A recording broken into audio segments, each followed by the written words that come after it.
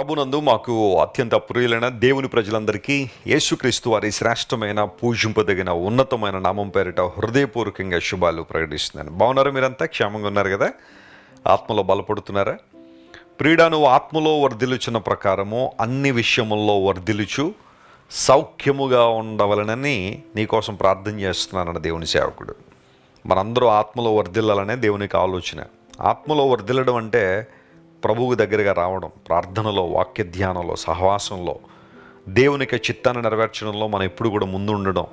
ఆధ్యాత్మిక విషయాల్లో మనం అభివృద్ధి పొందితే మన ద్వారా దేవునికి మహిమ ఉంది, ఆయన గణపరచబడతారు.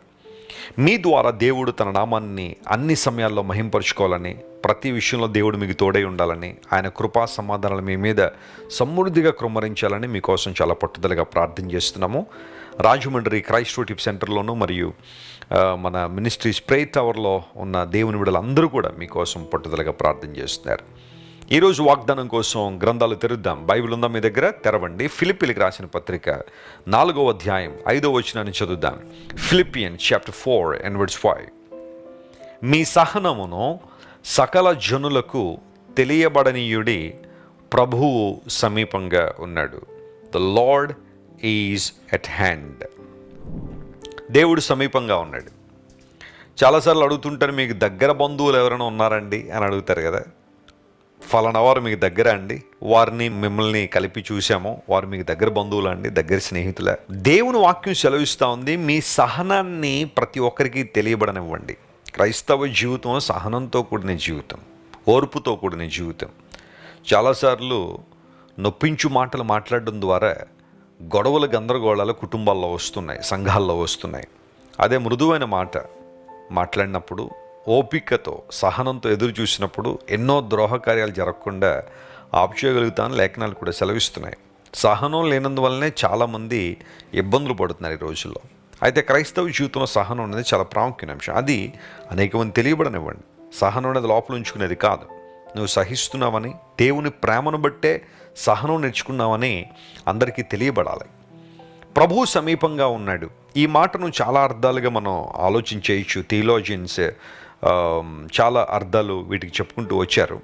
అయితే వాగ్దాన సందేశంగా మనం గమనించాల్సింది ఏంటంటే, దేవుడు మనకు సమీపంగా ఉన్నట్టుగా మరెవ్వరూ మనకు సమీపంగా రాలేరు.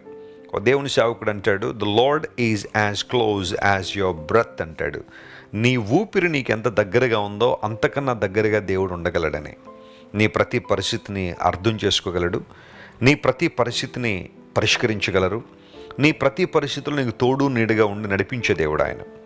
షడ్రక్, మెషక్, అబేద్నెగో అనబడే ముగ్గురు హెబ్రీ బాలురు బబులోను దేశంలో ఉన్నప్పుడు వారు నెబుకద్నెజర్ నిలవబెట్టిన ప్రతిమకు మొరక్కనందున, ఆ ప్రతిమ ముందు సాగిలపడనందున వారిని తీసుకుని వెళ్ళి అగ్నిగుండంలో వేసేశారు. అది కూడా 7 అంతలు వేడి చేయబడిన అగ్నిగుండంలో పడవేయబడినప్పుడు అగ్ని వాసన వారి వెంట్రుకలు కూడా కాలిపోలేదట. ఆ వెంట్రుకలు కూడా అగ్ని వాసన రాలేదని. యూజువల్గా ఫైర్కి దగ్గరగా మనం వస్తే, అగ్నికి దగ్గరగా వస్తే మొదట మన దేహంలో కాలిపోయి మన వెంట్రుకలే. ఆ వెంట్రుకలు కూడా కాలిపోలేదు. అంతగా దేవుడు వారిని ప్రొటెక్ట్ చేశాడు. 4వ వ్యక్తిగా దేవుడు వారితో సంచరించాడు. God moved with them as a 4th man in the fiery furnace. ఆ భయంకరమైన వేడిమి గల గుండంలో 4వ వ్యక్తిగా దేవుడు వారితో సంచరించి వారిని కాపాడి బయటికి తీసుకొచ్చారు. ఎవరైనా నేను సవాల్ చేస్తున్నారని భక్తి జీవితాన్ని బట్టి, నీ విశ్వాసాన్ని చూసి చాలామంది సవాల్ చేస్తున్నారు. నీ దేవుడు ఎంతవరకు నేను కాపాడుతాడో చూస్తాము, ఎంతవరకు నేను రక్షిస్తాడో చూస్తాము, ఈ శ్రమల్లోంచి, బాధల్లోంచి, కష్టాల్లోంచి ఎలా నీకు విడుదలిస్తాడో చూస్తామని బహుశా చాలామంది నేను సవాల్ చేస్తున్నారా? దేవుని వాగ్దానాన్ని జ్ఞాపకం చేసుకో. ఆయన మనకు సమీపంగా ఉండు దేవుడు. ఆయన ద్వితీయోపదేశకాండంలో కూడా మోషే మాట్లాడుతూ 4వ అధ్యాయంలో ఇలా అంటాడు, మీ దేవుడు యెహోవా మీరు మొరపెట్టినప్పుడల్లా మీకు సమీపంగా ఉన్నట్టు మరి ఏ జనమునకు ఏ దేవుడు సమీపంగా ఉన్నాడు అని ప్రశ్నించారు. ఇశ్రాయేలు ప్రజల చుట్టూ చాలామంది అన్య దేశాలు లేదా అన్య రాజ్యాలు ఉన్నాయి.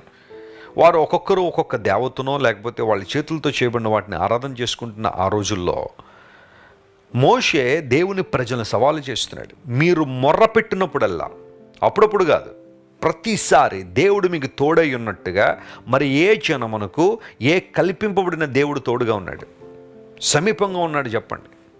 యేసుక్రీస్తు ప్రభువారు నీకు నాకు తోడుగా ఉండాలనే పరలోక రాజ్యాన్ని విడిచి శిలువ మరణం పొందినంతగా ఆయన విధేయత చూపించిన వాడే తను రిక్తునిగా చేసుకున్నాడు.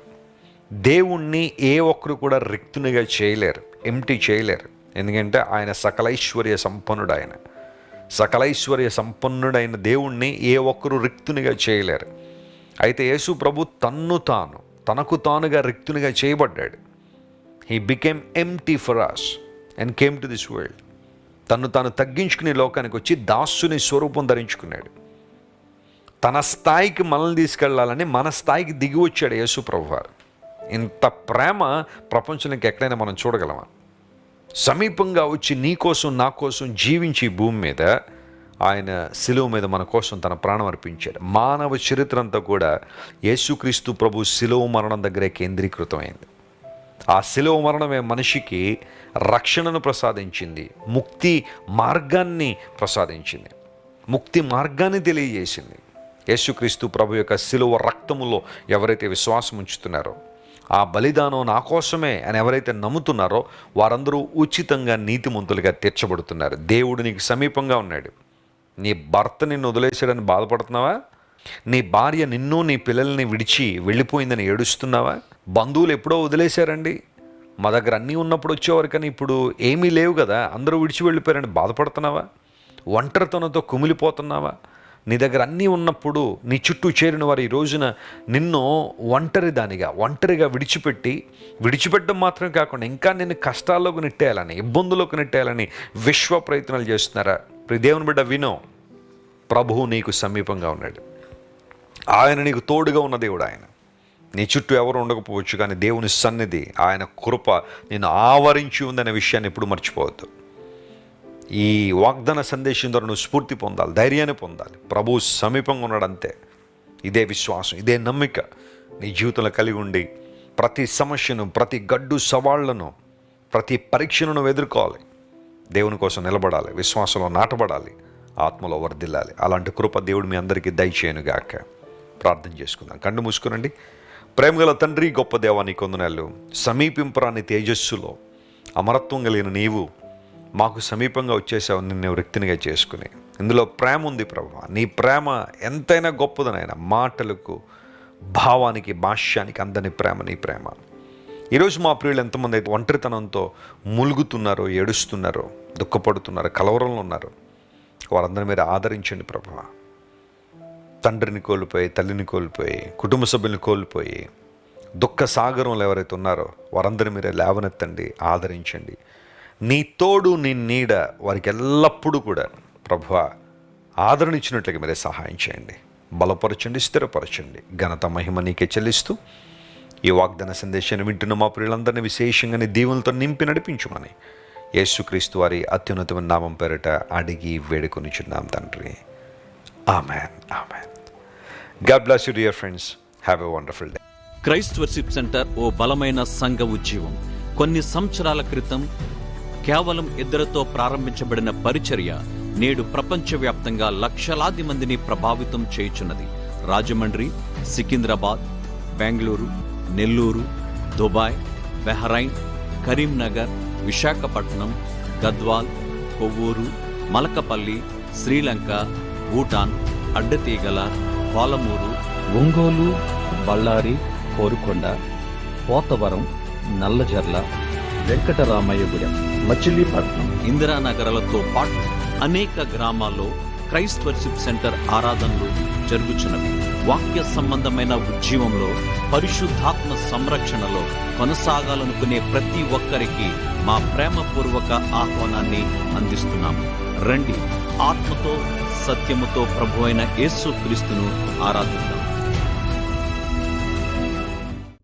మీరు ఇంతవరకు విన్న దైవ సందేశం మరియు దేవుని సేవకులు చేసిన ప్రార్థన మీకు ఆశీర్వాదకరముగా ఉన్నదని విశ్వసించుచున్నాము. ఈ సందేశాన్ని మీ స్నేహితులకు, బంధువులకు షేర్ చేయండి. మీకు ఏదైనా ప్రార్థన అవసరత ఉన్నచో మా ఫోన్ నంబర్లకు కాల్ చేయండి. దేవుడు మిమ్మల్ని ప్రేరేపిస్తే విశ్వాసంతో సాగుచున్న ఈ పరిచర్యను ప్రోత్సహించండి. మరిన్ని వర్తమానాలు, పాటలు వినుటకు జాన్ వెస్లీ మినిస్ట్రీస్ అను మా యూట్యూబ్ ఛానల్ను సబ్స్క్రైబ్ చేసుకొనండి. ప్రభువైన యేసుక్రీస్తు కృప మీకు తోడైండును గాక.